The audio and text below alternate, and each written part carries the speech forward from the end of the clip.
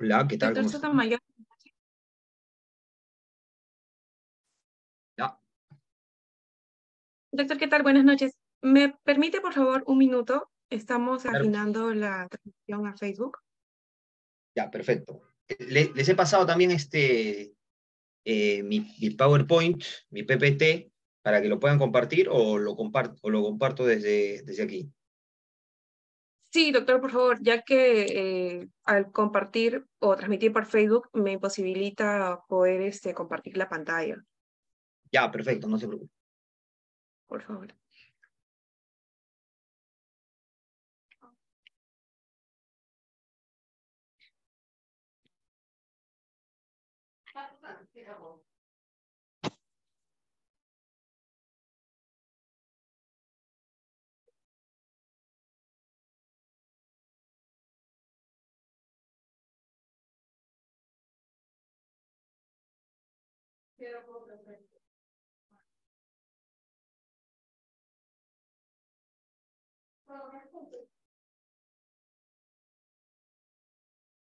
Ya, perfecto, doctor.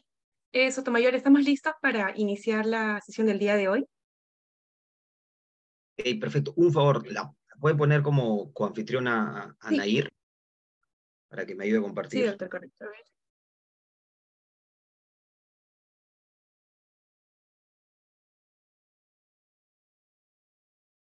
Ya, ya está, doctor. Ya, ahora va. Perfecto.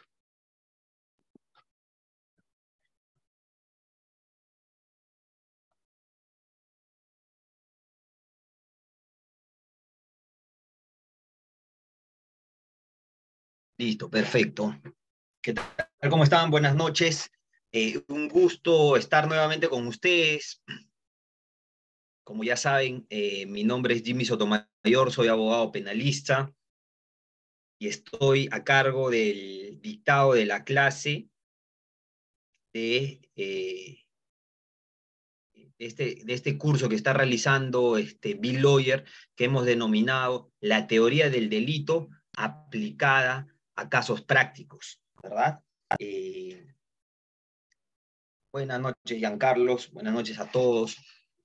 Quiero que esta sesión, al igual que la anterior, sea dinámica, sea no un monólogo, sino más bien un diálogo con todas las personas que quieran intervenir, que quieran realizar sus preguntas, por ahí me quieren contar algún caso. Yo con mucho gusto voy a absolver sus dudas. Entonces, recuerden que la división de este curso nosotros la hemos llevado de la siguiente forma. Hemos dicho que vamos a hablar primero sobre qué es la teoría del delito. Hemos hecho eso en la primera clase, qué es la teoría del delito, y luego hemos dado un de delito. El concepto de delito que quiero que ustedes manejen, que quiero que ustedes recuerden es el siguiente. Decía que el delito es la acción típica, antijurídica, culpable, y por ahí podríamos añadir punible, ¿verdad? Entonces, lo que hemos hecho en la primera clase es hablar del concepto de acción. ¿Qué es acción? ¿Okay? Hemos cumplido con ese objetivo. Hemos dicho que la acción es una conducta humana voluntaria. Hemos referido que es una conducta humana, ¿ok? Dado las limitaciones del curso, hemos señalado que es una conducta humana, que además es voluntaria y que le interesa al Estado, cuando hablamos de acción penalmente relevante, que ese tipo de acciones no se realicen. Asimismo, hablábamos de supuestos en los cuales parecía que había acción, pero en realidad, a efectos del derecho penal, eran supuestos de ausencia de acción, ¿no? Y ahí hablábamos de la memotecnia fea, ¿verdad? Fuerza física irresistible, estado de inconsciencia y acto, movimiento, reflejo. Tres supuestos de ausencia de acción en los cuales, al no existir acción, tampoco hay responsabilidad penal. Y también hablábamos en esos tres supuestos de ausencia de acción, no confundir, ¿ok? No confundir con el acto liberi in causa. Y ahí yo les contaba un ejemplo, ¿verdad? De las personas que se embriaga de manera adrede o buscando con esa finalidad, con ese propósito de embriagarse, pero para cometer delitos. Entonces, tal vez cuando cometía el delito no estaba en un estado de conciencia pleno, pero en el derecho penal se decía que las personas que buscan ponerse en un estado de no voluntad igual deben responder penalmente. Entonces, el acto de libera in causa no era un supuesto de ausencia de acción. ¿Ok? Luego hablábamos nosotros de los tipos de acción o de las formas de comisión del delito. Decíamos que se puede cometer por acción, pero también por omisión, ¿verdad? Y hablábamos de omisión pura y comisión por omisión, posición de garante, los diversos tipos de posición de garante, todo eso hemos desarrollado. Luego hemos empezado ya a hablar de la tipicidad. Estoy haciendo un recuento para las personas que tal vez recién se están uniendo a esta clase. Luego hablábamos ya de la primera categoría propiamente dicha de la teoría del delito, que era la tipicidad. Y dentro de tipicidad teníamos que hablar indefectiblemente nosotros de tipicidad objetiva y tipicidad subjetiva. Pero yo les introducía además un concepto más que se analiza en el derecho penal, que es el siguiente. Siguiente diapositiva, por favor. Por favor.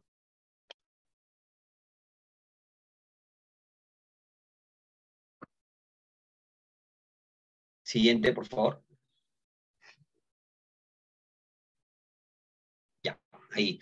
Les decía que es el concepto que yo introducía para analizar la teoría del delito era la imputación objetiva. O sea, cuando hablamos de tipicidad, es indefectible referirnos también a la imputación objetiva. Y cuando hablaba yo de imputación objetiva, me refería, ¿ok?, a que no cualquier conducta humana, no cualquier conducta podría ser atribuida o podría ser típica, ¿ok? Sino que tenía que ser objetivamente, tendría que ser posible de imputar a una persona. Y para esto yo introducía un concepto que era la creación de un riesgo prohibido para el derecho penal. O sea, no cualquier conducta humana, ¿ya? O sea, ya no estoy hablando de supuestos de ausencia de acción, ¿eh?, sino ya de conductas humanas. O sea, donde sí hay acción, ¿ya? Pero no cualquier acción va a ser típica, ¿ok? Les voy a poner un ejemplo para que ustedes, y quiero ver sus intervenciones, y ustedes me dirán si es que hay o no hay responsabilidad, y si es que hubiese, cuál sería, qué delito imputarían, ¿ok? A ver, supongamos que el día de mañana, viernes 17 de marzo del 2023, es cumpleaños de Andrés, ¿ok? Y Andrés tiene un amigo, un muy buen amigo, que se llama Anthony, ¿ok? Que quiere prepararle una sorpresa por el día de su cumpleaños, ¿ya? Entonces, ¿qué es lo que hace Anthony para Andrés, para sorprenderlo a Andrés? Se consigue un duplicado de la llave de su departamento, del departamento de Andrés, ¿ok? Y lo espera en su departamento. Andrés llega luego del trabajo cansado, ¿no? Y al momento de ingresar Andrés a su domicilio, a su departamento, Anthony le dice, sorpresa, feliz cumpleaños. Y Andrés, del impacto de la sorpresa, le da un paro cardíaco, no por la euforia, sino porque se ve sorprendido, ¿no? Se ve sorprendido. Andrés era una persona que sufría de problemas cardíacos. Anthony no lo sabía, ¿ok? Y le da un paro cardíaco. Lastimosamente, Andrés pierde la vida, producto, ¿ok?, de un susto, ¿ok?, producido por Anthony. Al decirle, feliz cumpleaños, Andrés, lo llevan al hospital, lastimosamente es muy tarde, Andrés ha perdido la vida. Les pregunto, ¿ok? Y ahí quiero escuchar sus opiniones, sus participaciones, ya sea por escrito o levantando la mano. En ese supuesto, ¿habría responsabilidad penal de Anthony? Y si es que hubiese, ¿qué delito imputarían? ¿Sería homicidio culposo? ¿Qué delito imputarían? Si es que hubiese responsabilidad penal, ¿no? Ya. Jessica nos dice, no sería delito porque no hay dolo, desconocida de la enfermedad. ¿Ok? Tenemos una primera opinión de Jessica. Gracias, Jessica. ¿Qué piensan los demás? ¿Comparten la opinión de Jessica? ¿Discrepan? ¿Creen que sí habría responsabilidad penal? No, ¿por qué? Ojo que Jessica hizo el análisis en la tipicidad subjetiva, ¿ya? Porque cuando ella dice dolo, se está refiriendo a la tipicidad subjetiva. La culpa y el dolo se refiere a la tipicidad subjetiva. Jessica, a ver, tú que has intervenido, puedes escribir o puedes hacerlo mediante el micrófono también. Tú nos has señalado que en tu análisis no sería delito porque no hay dolo, nos dices, o sea, desconocida de la enfermedad. Si no hay dolo, ¿ok? Si no hay dolo, tú podrías o podríamos hablar en tu concepto de un tipo penal culposo, es decir, ¿tú crees que estaríamos ante un homicidio culposo? Ya no con dolo, ¿eh? No lo quiso matar, pero podemos hablar de imprudencia o no, de negligencia o no de parte de Anthony. Te dejo ahí la pregunta. A ver, Enrique Pimentel nos dice, más allá del dolo o la imprudencia, considero que no existe una acción típica de matar. Lo que realmente generó la muerte del sujeto pasivo fue el infarto producto de su enfermedad. Enrique Pimentel. Gracias, Enrique, por tu comentario. Enrique se aparta del comentario de Jessica y nos dice, no creo que el análisis vaya por el dolo o por la imprudencia, sino más bien por la tipicidad de la acción. Ahora vamos a comentar si es que eso es así o no. ¿Okay?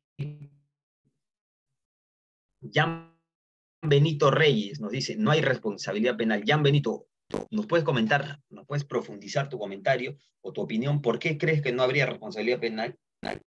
Ojo que cuando nosotros nos refiramos a cualquier caso y digamos no hay responsabilidad penal, luego de este curso, todos ya tienen que decir por qué no habría responsabilidad penal. ¿Ah? Ojo, ya no basta decir no hay responsabilidad penal, eso lo pueden haber o lo pueden haber dicho sin antes de haber llevado este curso, pero luego de haber llevado este curso ustedes tienen que decir en cuál de las categorías se eximió la responsabilidad penal, porque no hubo acción, porque no hubo tipicidad, y si es que no hubo tipicidad, ¿qué es lo que no hubo? Imputación objetiva, no hubo nexo causal, tipicidad objetiva, no hubo tipicidad, o si es que hay eso, si es que hay tipicidad, perdón, tal vez no hay antijuricidad, y hay una causa de justificación. A ver, sigamos leyendo los comentarios. Tampoco sería por culpa porque no hubo negligencia, impericia, nos dice Jessica. José Damián Cernaqué nos dice, hay culpabilidad. Tenemos entonces diversas opiniones, y eso es lo bonito de la teoría del delito, ¿no? Que la casuística nos lleva a analizar de manera más profunda los casos y además a tener diversas opiniones. Voy a repetir brevemente el ejemplo, ¿ok? Y voy a dar la solución al caso desde el punto de vista jurídico. Ustedes dirán si están de acuerdo o no conmigo. Pueden discrepar, claramente. El caso era el siguiente, ¿no? Era el cumpleaños de Andrés. Andrés es una persona que sufría de un mal cardíaco, que nadie lo sabía, solamente Andrés, ¿ok? Que eventualmente se iba a tratar. Y Anthony, que era su mejor amigo, le estaba preparando una sorpresa en su departamento. Se consiguió un duplicado de las llaves de su departamento y lo esperó el día de su cumpleaños en su departamento. Andrés llega de su trabajo cansado y Anthony lo sorprende y le dice, feliz cumpleaños, mejor amigo. Feliz cumpleaños, Andrés. Andrés, producto del susto, se sorprende, la sorpresa causa en él un impacto tan fuerte que le provoca un paro cardíaco, un infarto. Andrés lastimosamente pierde la vida. Ese es el ejemplo. Y la pregunta es, ¿hay o no hay responsabilidad penal? Esa es la pregunta. ¿Hay o no hay responsabilidad penal? Nos han dado sus opiniones. Ahora yo les comparto la mía.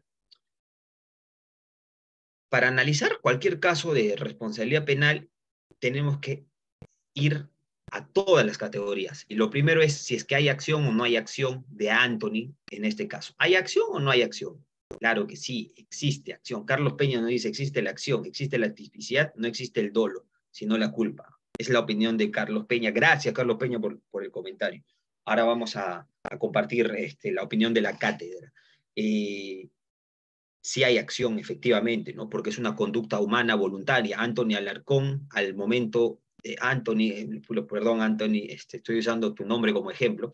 Anthony puso, o realizó la sorpresa para Andrés y lo hizo de manera voluntaria, ¿no? O sea, él no estuvo en ningún supuesto de ausencia de acción, no actuó bajo una fuerza física irresistible, no actuó bajo estado de inconsciencia, no hubo un acto de movimiento reflejo, sino hubo un acto voluntario, ¿perfecto? Entonces sí hay acción, correcto. Si hay acción, pasamos al siguiente elemento, a la siguiente categoría, que vendría a ser la tipicidad. Y cuando hablábamos de tipicidad, yo les decía a la clase pasada que lo primero que tenemos que analizar, luego de haber definido la acción, es si es que esta acción está ligada al resultado. Es decir, el primer filtro ya de la tipicidad es el nexo causal. ¿Lo que realizó Anthony llevó a la muerte de Andrés? ¿Sí o no? ¿Qué creen ustedes? La acción, porque ya hemos dicho que hay acción, la acción realizada por Anthony llevó, estoy hablando de nexo causal, ¿eh? ¿Llevó a la muerte de Anthony o no? Solamente nexo causal.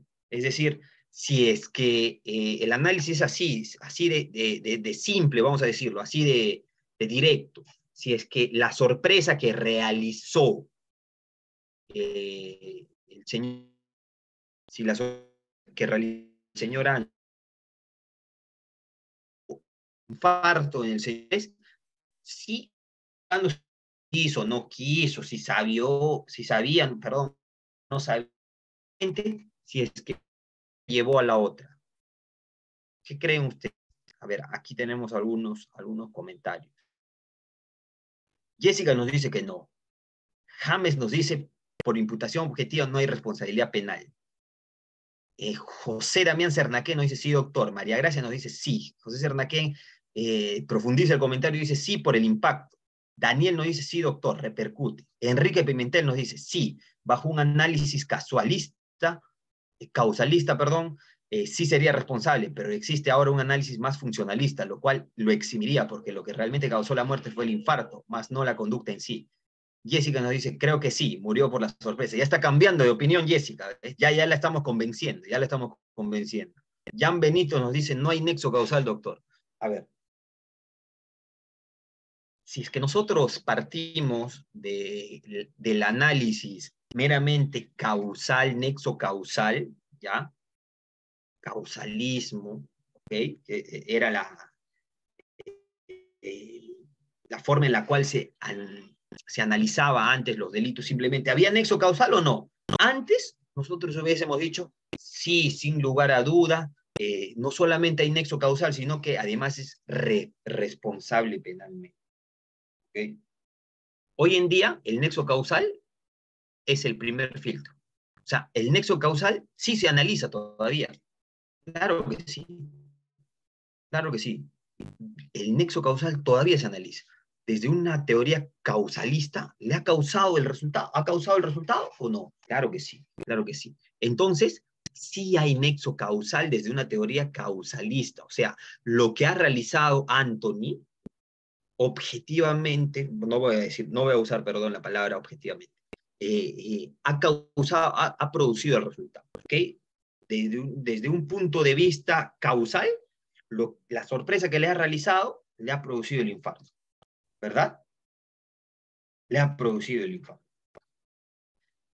¿Cómo analizamos esto? Para que ustedes en otros casos, ¿cuál es el criterio? ¿No? Porque claro, yo les tengo que dar herramientas para que ustedes analicen luego los casos, los diversos casos. El análisis, el criterio es el siguiente. Ustedes tienen que hacer una operación mental en la cual ustedes sustraigan de la escena mentalmente, ¿ok? Obviamente, mentalmente, la acción de la persona a la cual están analizando la responsabilidad penal. Y ustedes dirán, a ver, si es que quitamos de la escena la sorpresa de Anthony a Andrés, ¿se hubiese producido el infarto? Pregunto, pregunto. No, ¿verdad? Porque Andrés pudo haber tenido la peor enfermedad del mundo. Su corazón estaba muy mal, todo lo que ustedes quieran. Pero si es que Anthony no le hacía esa sorpresa, no le activaba, pues ese infarto, ¿verdad? Entonces, entonces sí hay una relación causal, ¿ok? Pero, pero, hoy en día en el derecho penal ya no nos podemos quedar en el nexo causal. El nexo causal es, como les digo, un primer acercamiento a lo que hoy nos referimos como tipicidad. Y el segundo filtro, que es el más importante seguramente, es la imputación objetiva. Es la imputación objetiva. Siguiente diapositiva, por favor, para tener el concepto de imputación objetiva. Yo les decía, ¿qué es la imputación objetiva? Voy a leer un momento los comentarios. Elvis Coronado nos dice, la sorpresa no tenía por finalidad de causar la muerte. Si es por imputación objetiva, no creó un riesgo ni aumentó el riesgo permitido. La persona que sorprendió no tenía conocimiento que el sujeto tenía problemas del corazón. Gracias, Elvis Coronado. Por ahí va la respuesta, por ahí va la respuesta. Pero primero quiero dar el concepto de imputación objetiva. Siguiente diapositiva, por favor.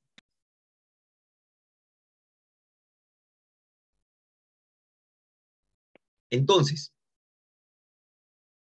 yo les decía que el nexo causal es importante, todavía se analiza, pero no nos podemos quedar ahí. No nos podemos quedar ahí. O sea, lo que ustedes tienen que hacer es primero definir si hay acción. Luego, si es que señalan que hay acción, ustedes tienen que, la acción está ligada al resultado.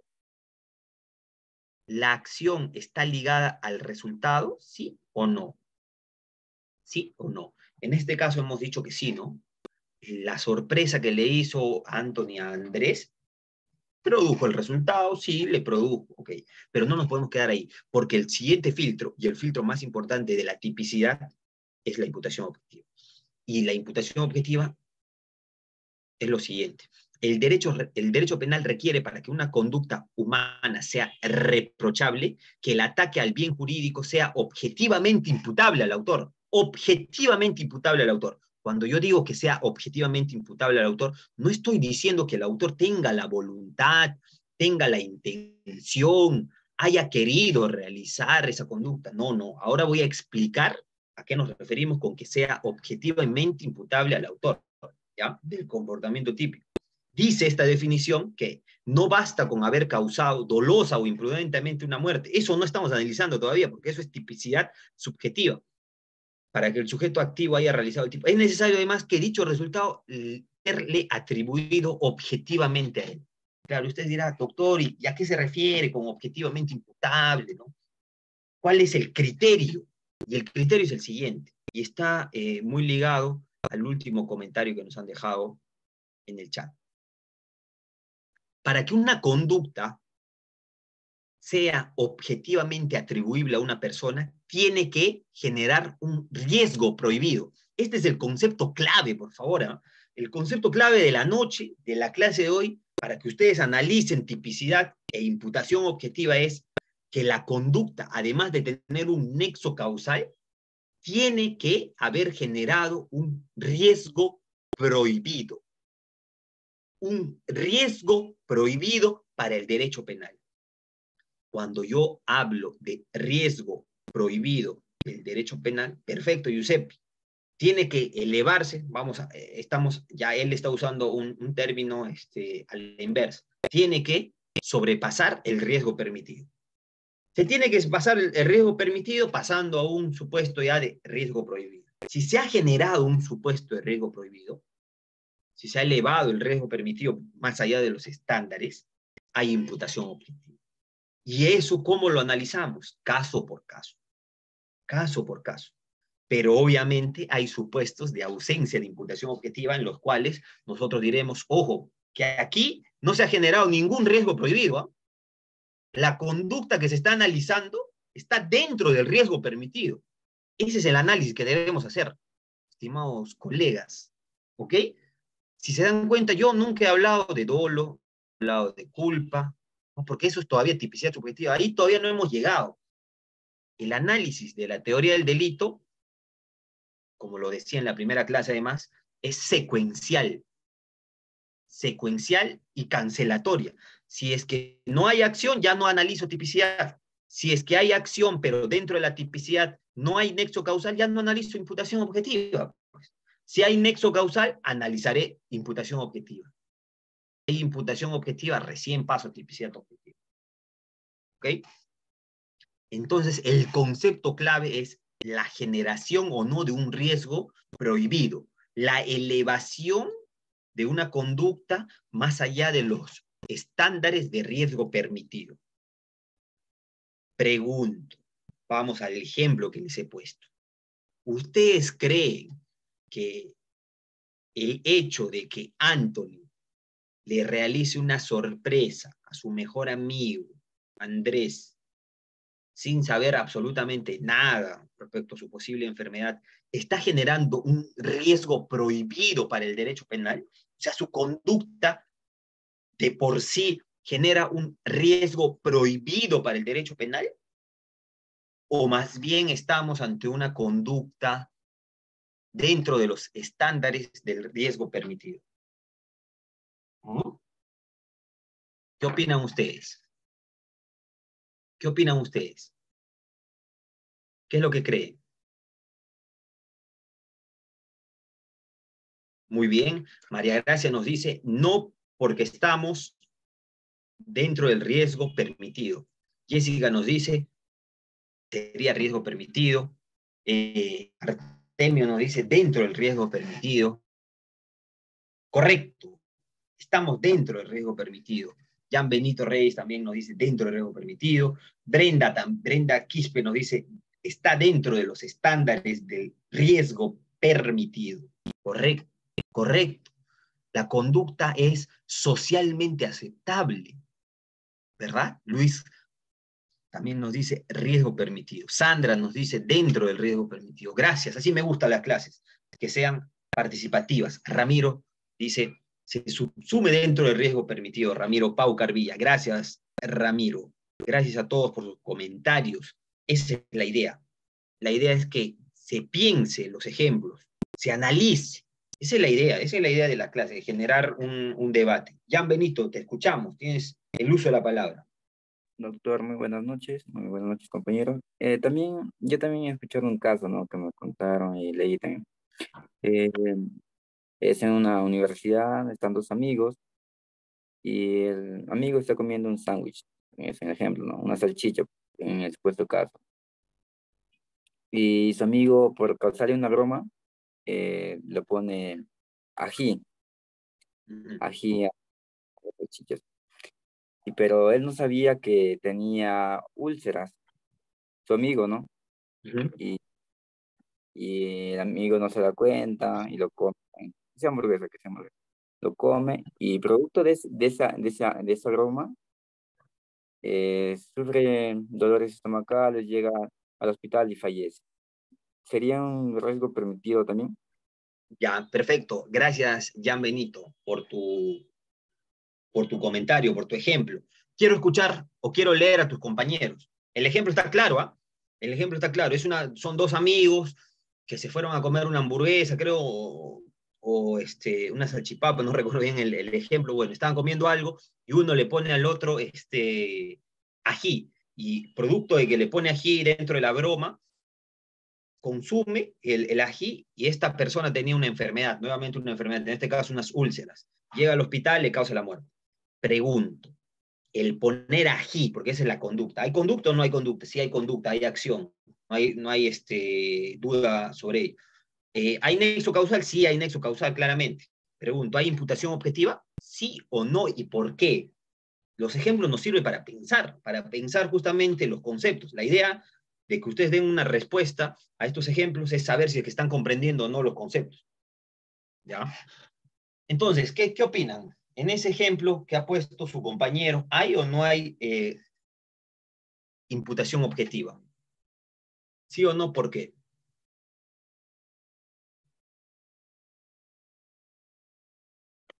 no, nos dice Brenda Quispe, nos dice no, está dentro del riesgo permitido. A ver. No, está dentro del riesgo permitido, aceptable socialmente. Jessica dice, sí sería riesgo permitido porque desconocía de su úlcera. Pero bueno, ahí no se entiende el comentario, sabía sería riesgo prohibido. ¿Ok? Perfecto. Pero les pregunto, de los casos que estamos analizando, ¿ya? ¿Cuál sería un criterio? Porque yo les quiero dar herramientas, ¿no? Quiero darle herramientas para que puedan analizar cualquier caso. Cualquier caso. ¿Cuál sería el criterio? ¿Cuál sería el criterio? Una conducta es objetivamente o no. Una primera herramienta, ¿no? La generación de un riesgo cuyo objetivo es una conducta. Si es que tú generas un riesgo, si es que generas un riesgo prohibido, ya es un criterio. Importante. Tú pasas el riesgo prohibido, ya. Karina León, es el mismo caso aceptable. Entonces, miren, ¿ah? Además de que debe generar un riesgo prohibido o debe elevarse por encima de los riesgos permitidos y de lo socialmente aceptable, que ya son dos criterios, dos herramientas les he dado. ¿Ah? Primera herramienta para imputación objetiva, generación de riesgo prohibido. Segunda herramienta, socialmente aceptable. Y la tercera, importantísima, ya con eso no se van a poder equivocar y van a poder analizar cualquier caso. El tercer elemento es previsibilidad. ¿Ya? Cuando ustedes analicen, a ver, ¿a qué me refiero?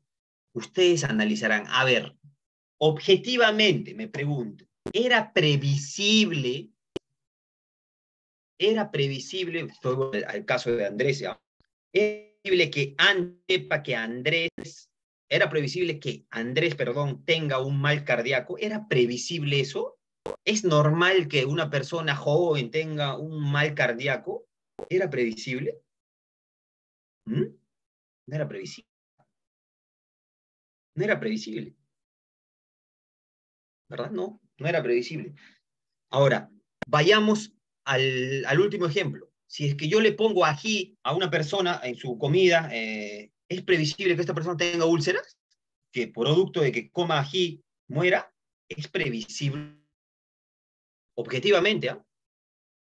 Sí, les pregunto, ¿es previsible o no? No, ¿verdad? No es previsible. Y si no es previsible, no es objetivamente imputable. Ahí está la clave. Esa es la pepita de hoy. ¿Ok? Esa es la clave de hoy. Ustedes hoy, esta clase, siendo que para analizar imputación objetiva ya tienen 3 elementos básicos.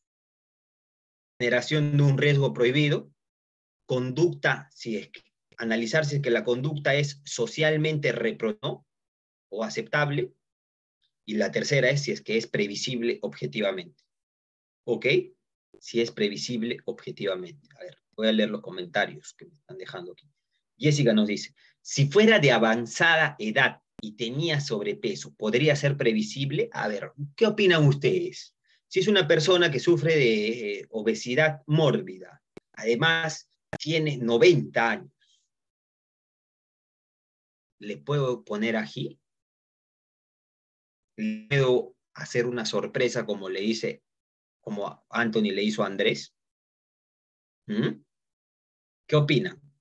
Ahora voy a dar respuesta. Voy a leer primero este comentario que nos deja Marina Chumacero. A ver, ¿qué tal, Marina? ¿Cómo estás? Nos dice, doctor, buenas noches. Tengo una duda respecto a la conducta y yo para ello.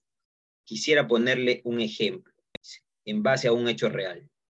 Si un hombre durante su viaje en ómnibus, a ver, se me está corriendo el comentario.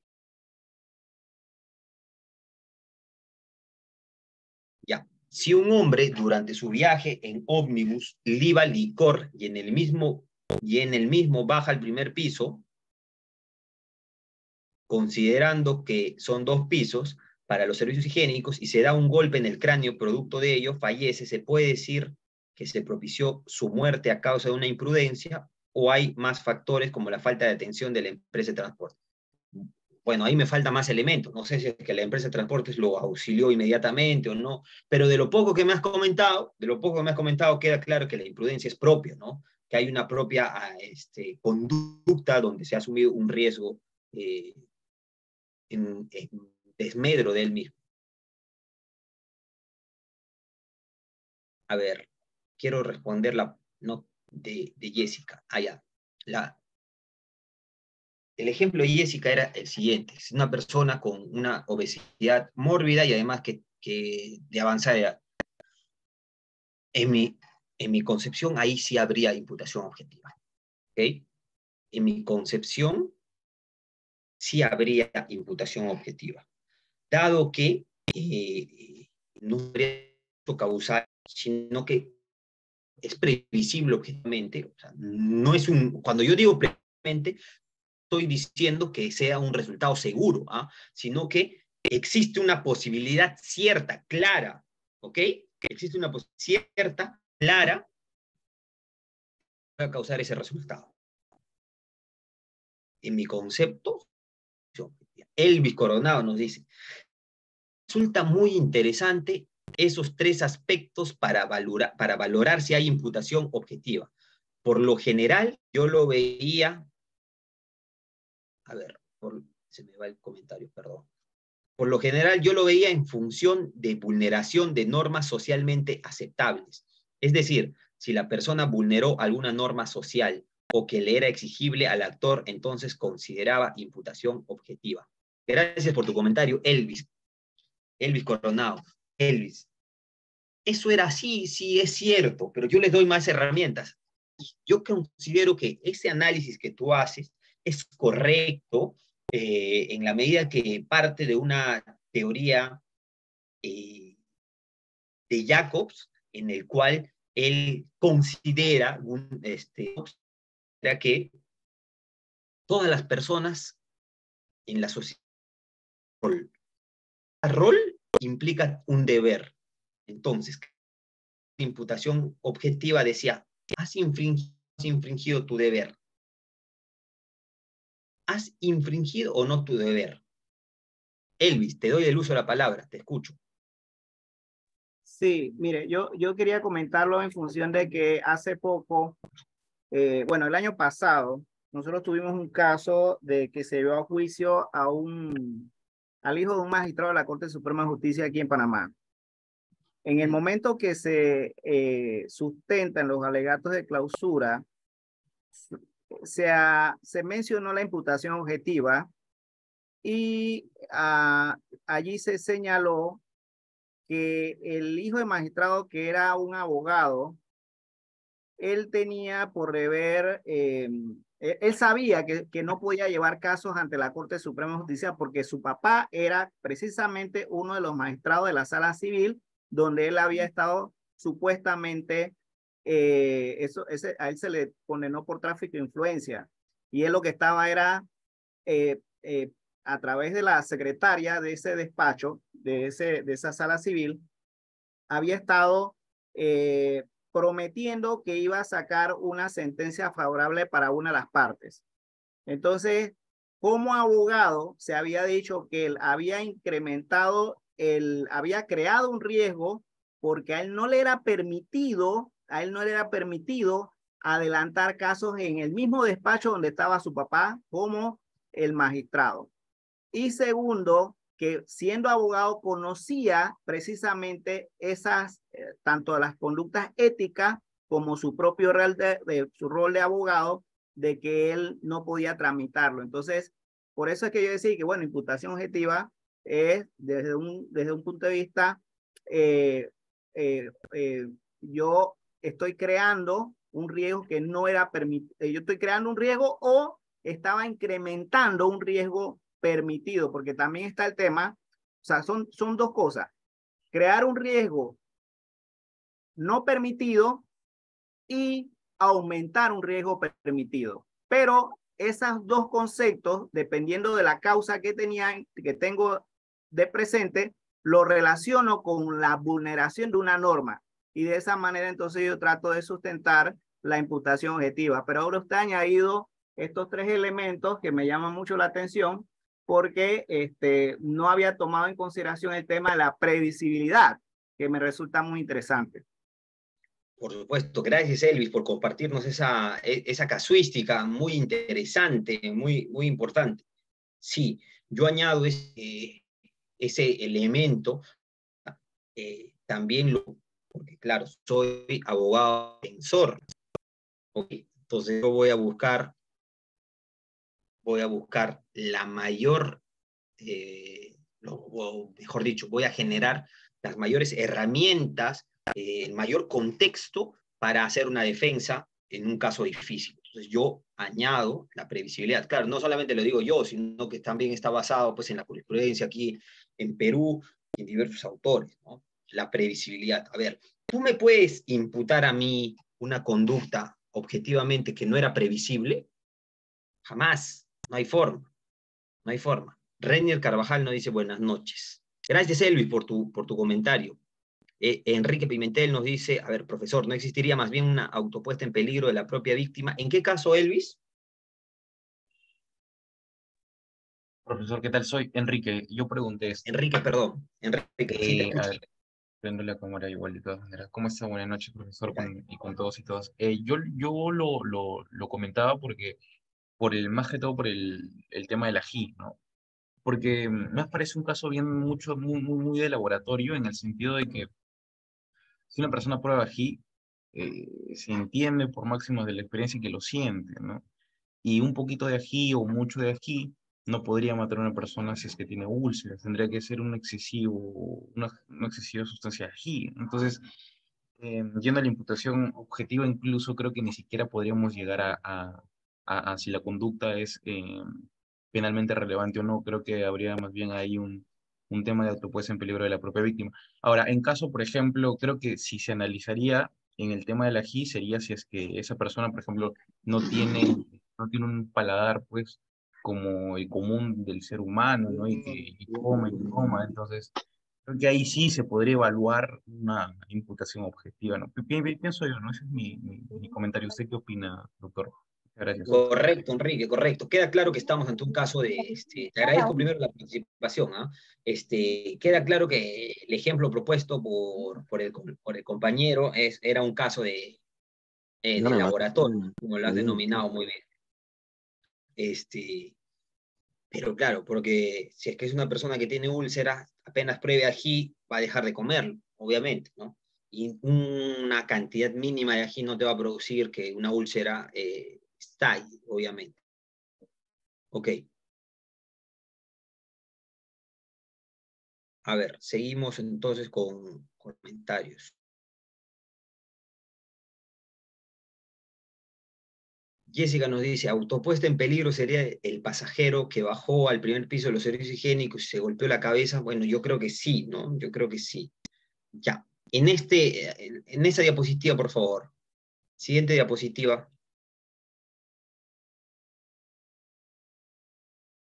Ya. Aquí yo puse imputación objetiva de la conducta, pero en verdad aquí lo que yo me quiero referir es ausencia de la imputación objetiva de la conducta, ¿ok? Ausencia de imputación objetiva de la conducta. ¿Cuándo no hay imputación objetiva? O sea, cuando el riesgo es permitido. Primer supuesto. O cuando la conducta, para usar los criterios que yo he puesto, no sería previsible. O cuando yo no me he salido de mi rol. Cuando no he quebrantado un deber. Ya. Aquí tenemos los supuestos de ausencia de imputación objetiva. Primero, el riesgo permitido. Si mi conducta está dentro del riesgo permitido, no hay imputación objetiva. El ejemplo claro es la sorpresa que le hago a mi mejor amigo, el ejemplo que puse de Anthony con Andrés, en el cual Anthony sorprende a Andrés. Esa conducta de sorprender a alguien está dentro del riesgo permitido. Está dentro del riesgo permitido. Además, no era previsible objetivamente. ¿Verdad? Otro supuesto de ausencia de imputación objetiva. ámbito de competencia de la víctima. Giuseppe, te doy el uso de la palabra, te escucho. Sí, docente, buenas noches. En ese caso, usted había dado un ejemplo del tema del cirujano, de cuando el cirujano quiere operar a una persona, pero el cirujano le hace firmar a la madre del que va a operar, le hace firmar que esto es una operación de riesgo y pues que el resultado que pase, él no va a tener la culpa. Y creo que eso y pues la madre lo firma y resulta que la operación fue un fracaso y el paciente muere. Pues eso también es una ausencia de la imputación objetiva, creo que usted dio como ejemplo también. Por supuesto, correcto. Correcto, Giuseppe. Justo, mira, me ha llegado un caso el día de ayer a la oficina, muy parecido a ese. Un caso de la vida real, un médico al cual se le ha denunciado por el delito de lesiones, por supuesta negligencia médica, ¿ya? Un caso de la vida real me ha llegado ayer, como le digo. Un médico al cual se le ha denunciado por supuesta negligencia médica, ¿ok? Era una operación también, ya, era una operación un poco complicada, pero el médico, que es mi patrocinado actualmente, le hizo firmar una asunción de riesgo a la víctima, a la supuesta víctima en este caso, ¿no? A la persona que iba a ser operada, en el cual ella asumía que estábamos ante una operación riesgosa, en el cual podían haber dos resultados, o podía salir bien la operación, o por el contrario, le podía causar algún daño que le iba a dejar secuelas. Lastimosamente pasó lo segundo. La hija, al ver esta situación, denuncia al médico y dice lesiones graves producto de negligencia médica. Y entonces, claro, ahí la defensa va a ir por lo siguiente.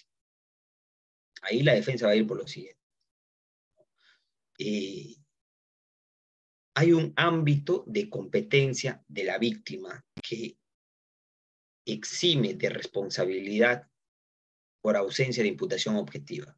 Cuando yo hablo de ámbito de competencia de la víctima es, yo soy consciente de que me estoy sometiendo a una operación, en este caso a una operación riesgosa que puede causarme un daño, pero yo lo estoy asumiendo. El ámbito de la competencia de la víctima me pertenece. Yo les ponía un ejemplo más burdo todavía, que estaba referido a los dos chicos que estaban en una fiesta. Uno estaba borracho y se iba a ir en su moto solo, y la persona, su amigo le dice, por favor, ¿me puedes llevar? Y le dice, oye, pero yo estoy borracho, ¿ah? Yo no sé si es que te pasa algo. No, no te preocupes. Ya, sube.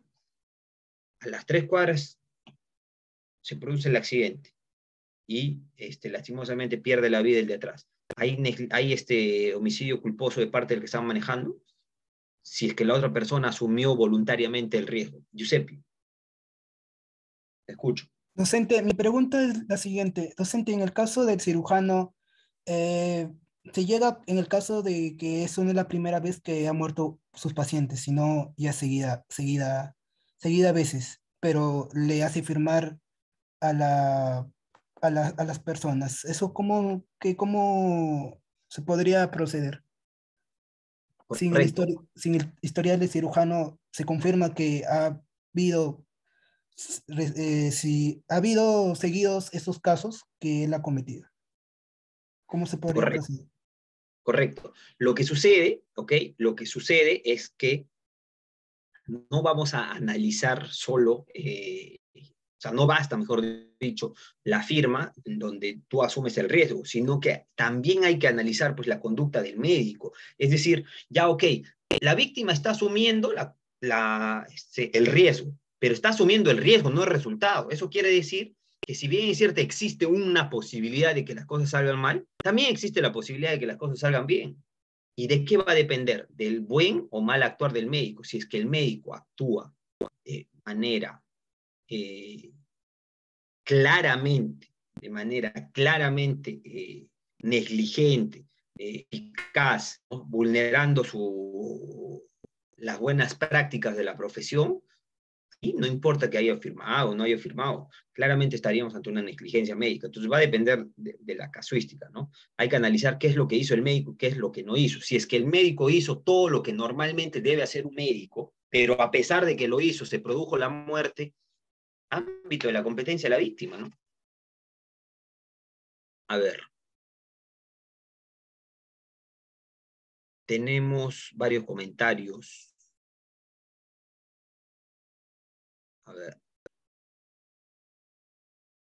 Elvis nos dice, yo pienso que sí, porque quien maneja en estado de ebriedad aumenta el riesgo permitido, porque vulnera la ley de tránsito que prohíbe conducir en estado de ebriedad. Por supuesto, claro que sí, pero tenemos que hacer ahí una diferencia, ¿ok? Tenemos que hacer ahí una diferencia. Estamos analizando el riesgo prohibido y el ámbito de la competencia de la víctima respecto al homicidio. Respecto al delito de conducción en estado de ebriedad, por supuesto, lo cometió. El tema viene en el hecho de, a sabiendas de que se iba a vulnerar la ley de tránsito, la propia víctima asumió ese riesgo, ella misma se puso en esa situación, una autopuesta en peligro, igual le tengo que imputar al conductor. Por ahí yo lo discutiría. Ramiro Paucar nos dice, caso real, un tipo A se va a una reunión. A ver.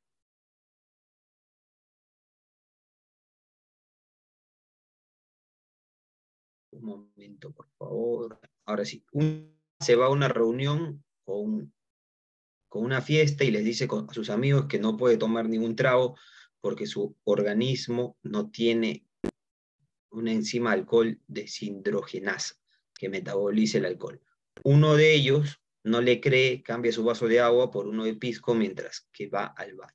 El tipo A toma el vaso con el pisco creyendo que era agua. Empieza a sentirse mal, lo llevan de emergencia y finalmente muere en shock en una clínica. En ese caso existe imputación objetiva contra el tipo B.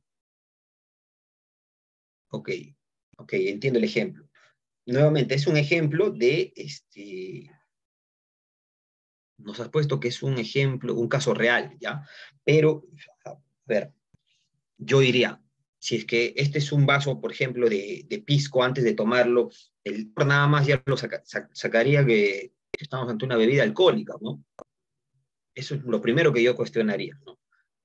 Lo segundo, si es que empiezo a tomar, apenas el primer sorbo me voy a dar cuenta, ¿no? Me voy a dar cuenta que es pisco y no agua, porque sobre todo porque pica la garganta, arde, ¿no? O sea, ya. Pero supongamos que no se dio cuenta. Vamos a analizar imputación objetiva del tipo, de la conducta del tipo B. Primero, ¿la conducta generó un riesgo prohibido o no?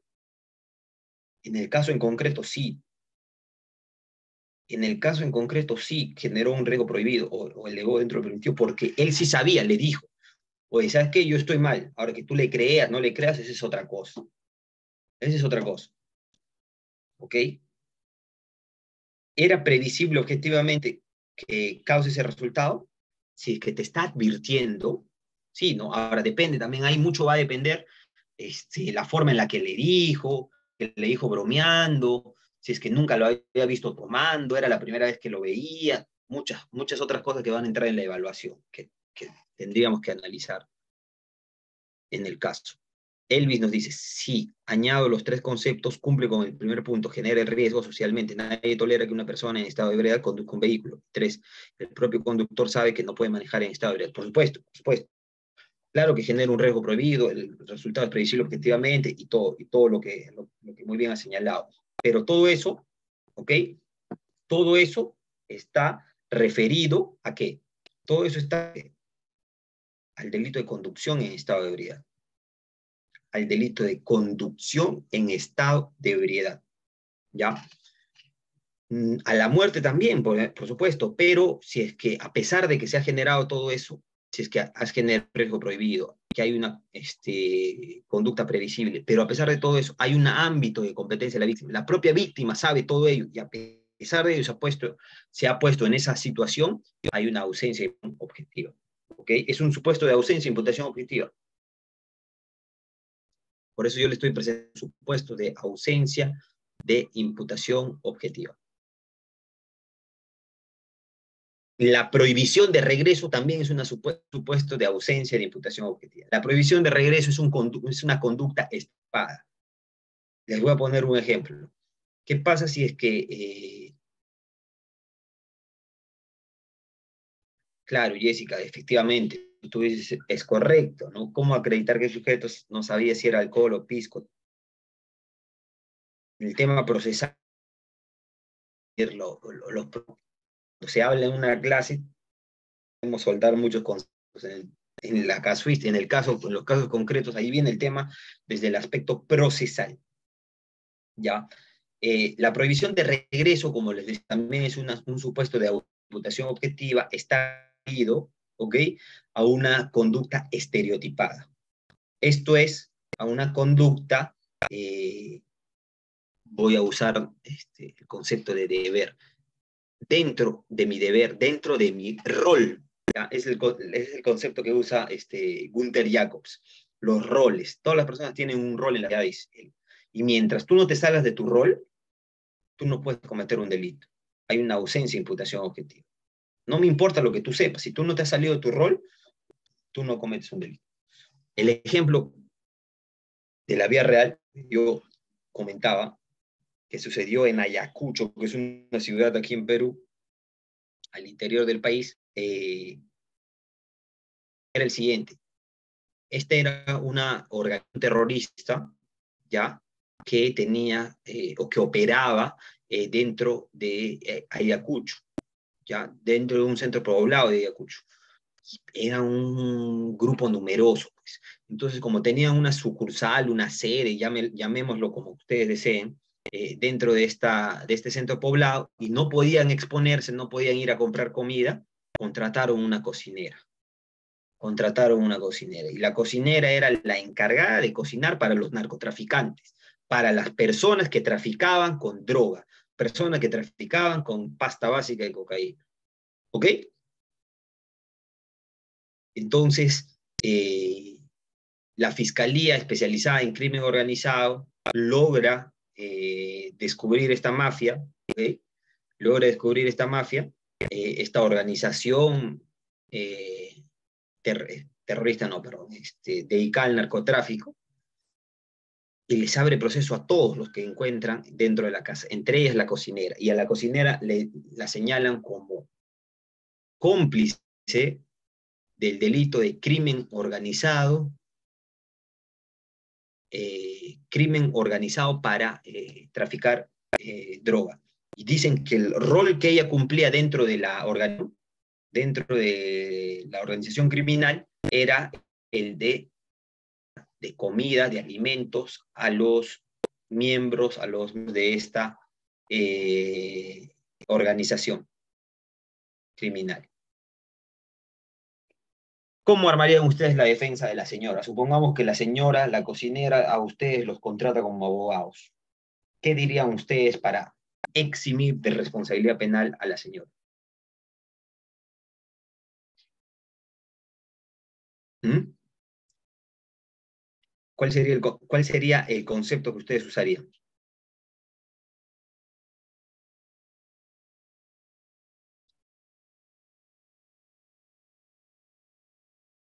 ¿Mm? ¿Cómo se armaría la defensa de la señora que era la encargada de cocinar a los narcotraficantes? Sabía que eran traficantes. ¿Mm? Sabía que eran narcotraficantes.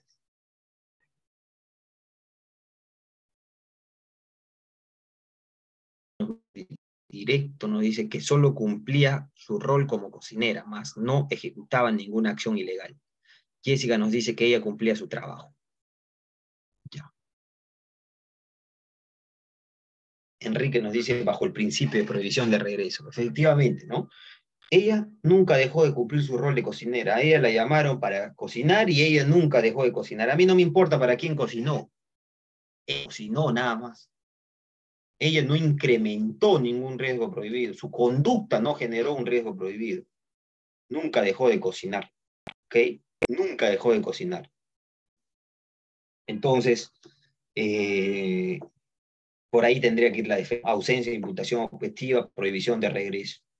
Exacto, Karina. Es una conducta cotidiana, es una conducta estereotipada, ¿no? Otros dirían que la defensa se podría armar por el artículo 20 del Código Penal peruano, si es que la memoria no me falla, el numeral 8, que habla de un supuesto en el cual dice, está exento de responsabilidad penal el que ejerce un rol, una profesión, ¿no? Está incluso regulado en nuestro penal. Otros supuestos de ausencia de imputación objetiva es disminución de riesgo. Miren, supongamos, son ejemplos de laboratorio claramente.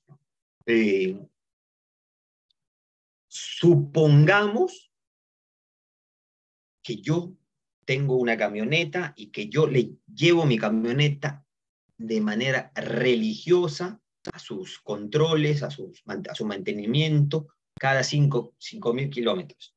¿Ok?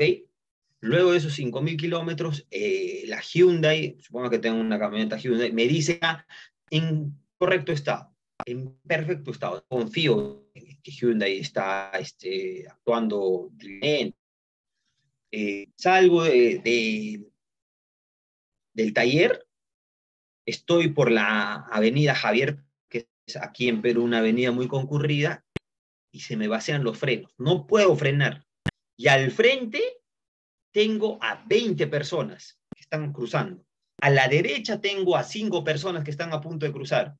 Y a la izquierda tengo a una moto con 2 personas, entre ellas una mujer que está embarazada.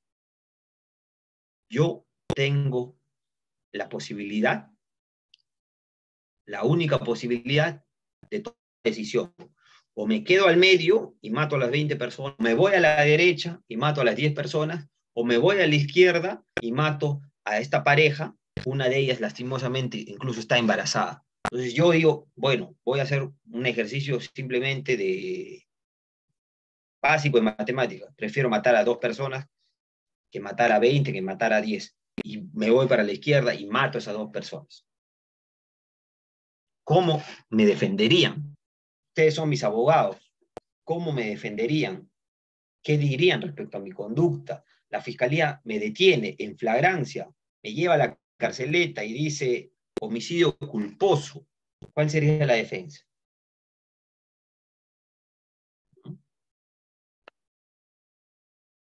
¿Cuál sería la defensa?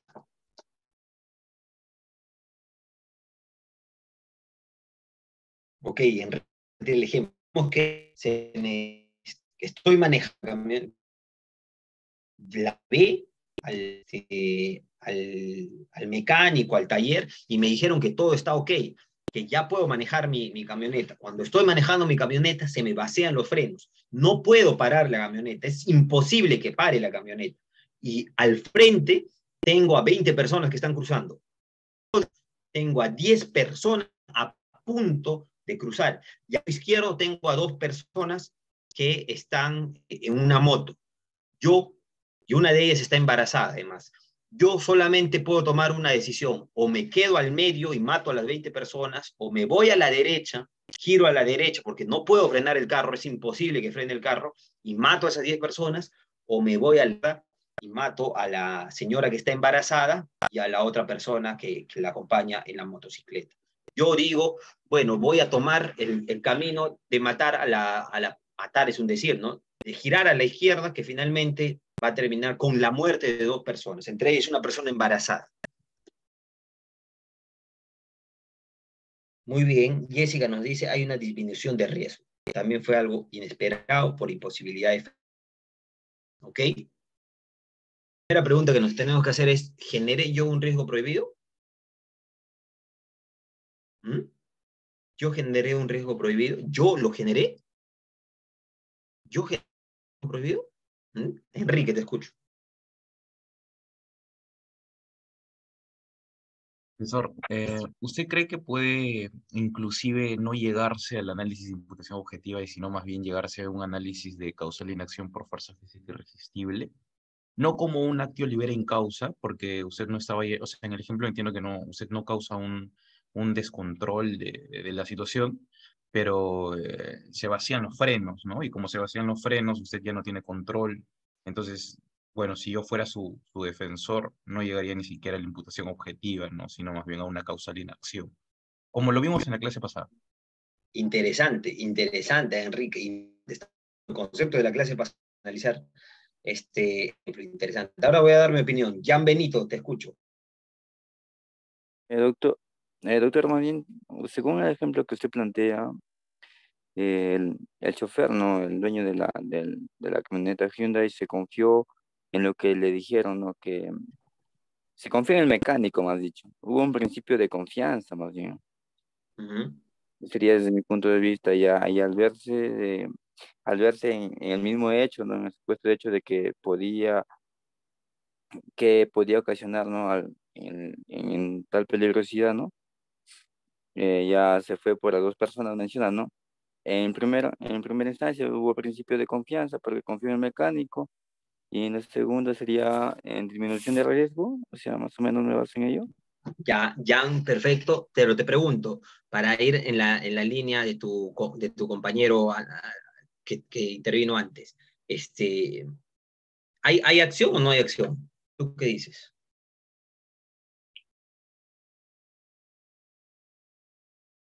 ¿Qué dices, Jan Benito? Te pregunto, ¿crees que hay acción o no de parte mía en este caso? Yo me he puesto como ejemplo, ¿no? Yo estaba manejando la camioneta. ¿Qué piensan los demás? Si usted se ¿Hay refiere, acción? doctor, usted se refiere cuando hay acción, cuando maneja la camioneta para que mate a las personas, o más o menos me perdí. Claro, claro. O sea, si es que hay acción, una acción penalmente relevante, ¿no? Si hay acción, doctor. Bueno, yo considero que sí hay acción. Recuerden que cuando hablamos de fuerza física irresistible, yo les decía eh, que la fuerza física irresistible tiene que ser siempre un fenómeno de un tercero, ¿verdad? Siempre tiene que ser un fenómeno de un tercero.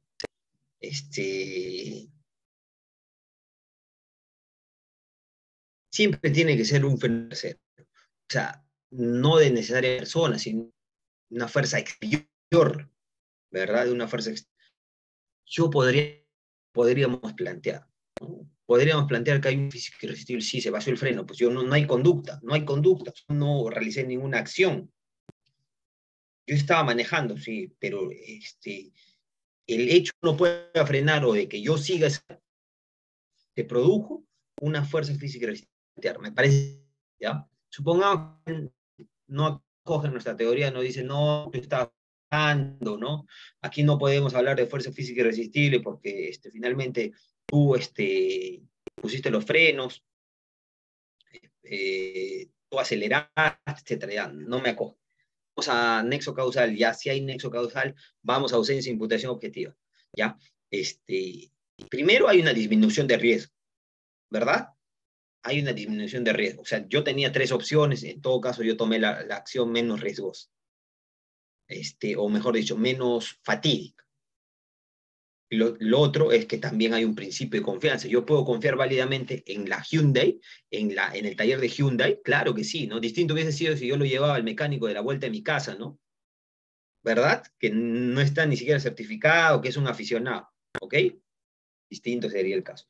Miren, podemos quedarnos a hablar de estos temas toda la noche. En verdad es muy rico en ejemplos, les agradezco la participación. Tenemos que seguir con la clase. Siguiente diapositiva, por favor.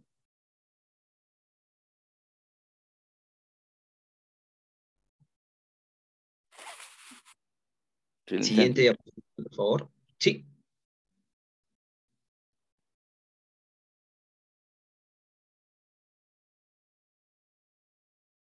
Los elementos de la tipicidad objetiva será entonces bien jurídico, ustedes tienen que ver qué es lo que se protege en cada delito. El bien jurídico va a variar. Si es que hablamos del delito de homicidio, el bien jurídico es fácil de identificar, ¿no? Es la vida, ¿no? Pero hay otros delitos que son un poco más difíciles de identificar el bien jurídico. Por ejemplo, ¿cuál es el bien jurídico protegido en el delito de colusión, en el delito de negociación incompatible, que son delitos contra la administración pública?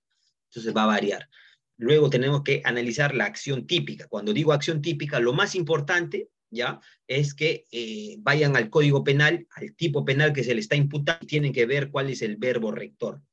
Por ejemplo, en el 106 dice, el que mata a otro. ¿Cuál es el verbo rector? El que mata. Matar, esa es la acción típica, es matar. Ya, bueno, pero se va a ir duplicando de acuerdo al delito que se les impute. Si hablamos de colusión, por ejemplo, el 384 del Código Penal peruano dice que se pone de acuerdo, ¿no?, el que coludiendo, ese es el verbo rector, para defraudar al Estado, dice el tipo penal. Y ahí también tenemos que analizar cuál es el verbo rector, defraudar al Estado, ponerse de acuerdo o no. Obviamente, en este caso sería ponerse de acuerdo, pero va a depender mucho del tipo penal que analicemos. Luego analizaremos quién es el sujeto activo, quién es el sujeto pasivo. ¿Por qué es importante analizar eso? Porque hay delitos comunes. Cuando digo delitos comunes me refiero a que son delitos que pueden ser cometidos por cualquier persona.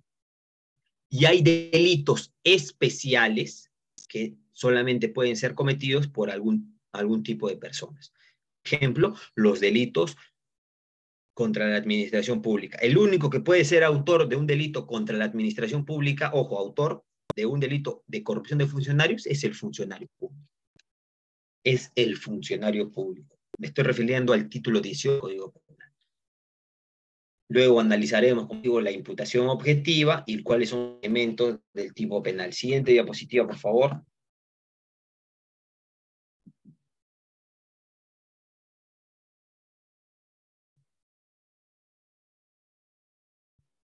Ya, ¿qué es el bien jurídico? Así, breve nada más. El bien jurídico es aquello que se protege en el tipo penal. Es aquel interés socialmente relevante que busca protegerse en cada delito. En el delito de homicidio, la vida. ¿Para qué sirve? Para interpretar el tipo penal. Sirve para interpretar el tipo penal. Les pregunto, le voy a dejar esta pregunta. ¿Se puede cometer un delito sin dañar el bien jurídico?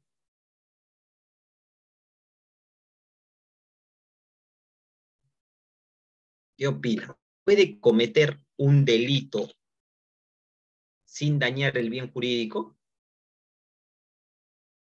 ¿Qué opina?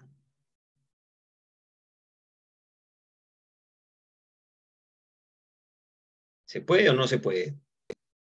María Gracia nos dice no. Jessica nos dice no.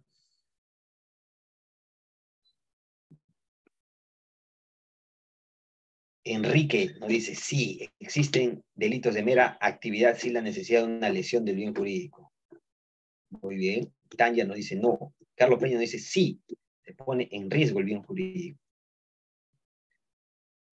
Vamos a hablar con Bill Lawyer para que nos den clases extras, ¿ah? Porque nos va a quedar corto. Hay tanto que hablar sobre teoría del delito. Sí se puede cometer delitos sin dañar el bien jurídico. Correcto, Josué. Correcto, Josué. Hay delitos de lesión y hay delitos de peligro. ¿Ok? Hay delitos de lesión y hay delitos de peligro.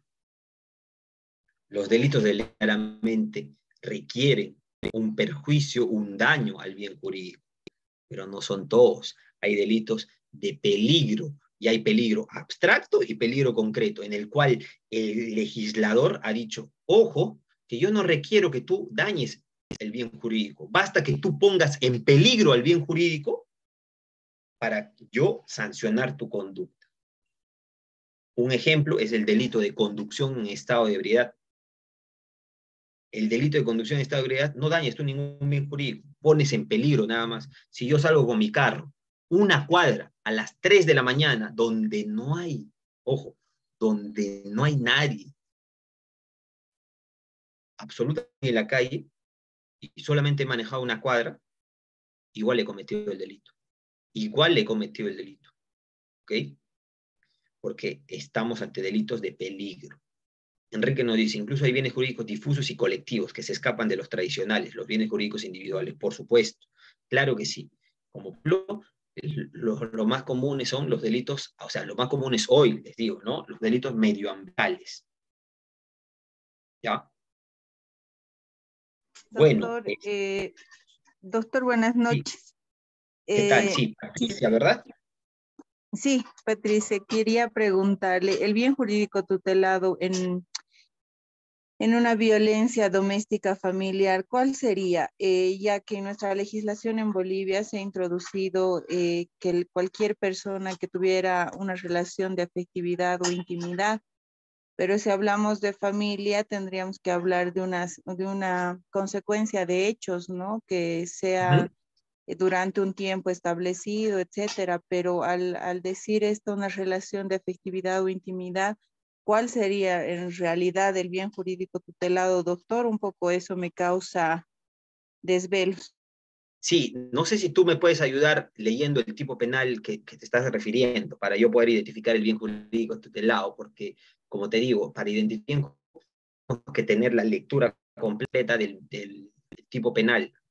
¿Cuál es el tipo penal que tú estás El refiriendo? tipo es violencia familiar o doméstica. Dice, quien agrediere física, psicológica o sexualmente dentro de los casos comprendidos en el numeral 1 del presente artículo incurrirá en la pena de 2 a 4 años. El 1 dice, el cónyuge o conviviente o por quien mantenga hubiera mantenido con la víctima una relación análoga de afectividad o intimidad, aún sin convivencia. Ya. Está hablando un tema de lesiones, ¿verdad? Exactamente, porque lesiones viene en otro artículo que tiene otro tipo de sustanciación, inclusive procedimental, pero esto es más en Bolivia con la ley 348 que tiene otra forma de proceder, ¿no? Tiene prioridad en caso de las mujeres, tiene varias diferencias con lesiones, ¿no? Entonces a mí me causa un poco conflicto porque hemos visto que en algunos casos de una relación de enamorados, la enamorada le inicia el proceso al enamorado, pero en este caso el bien jurídico tutelado es la convivencia cotidiana que tuviéramos que tener quizá dentro de un hogar, porque estamos hablando de violencia familiar. Por eso es que le preguntaba cuál sería en realidad el bien jurídico tutelado. Ok. Perfecto, gracias por tu comentario. Mira, mi opinión, ya haciendo un símil con la legislación peruana, en principio estaríamos ante un delito pluriofensivo. ¿Qué quiere decir delito pluriofensivo? Que no hay un solo bien jurídico protegido. Yo identifico hasta dos de la lectura, sí, preliminar que me has hecho. Primero, la integridad. La integridad. Primer bien jurídico. Y luego, aquí en Perú nosotros hablamos de preservación del ámbito familiar. ¿Ya? De la preservación de las relaciones interpersonales, dos bienes jurídicos, con cargo a revisarlo más a detalle, ¿no? Pero es una primera aproximación que puedo decir. A ver, Elvis Coronado nos dice, pero conducir en estado de ebriedad no es delito, es una infracción a las normas de tránsito, pero si alguien conduce es imputable. Elvis, para que te enteres, y para que nunca conduzcas en estado de ebriedad, conducir en estado de ebriedad sí es un delito. Sí es un delito. ¿Ok? En Perú es un delito. Es un delito de peligro común, además, se le conoce. Ya le habían respondido acá, creo. Enrique ya le había respondido. Sí, en la legislación en Perú, lo que pasa es que lastimosamente, Elvis, disculpa, ¿desde dónde nos escribes? Lastimosamente en Perú hay muchas personas irresponsables, pues, que tienen la mala costumbre, aún todavía, manejar ebrios. Y antes se producían de Panamá, correcto, gracias. Un saludo afectuoso a Panamá.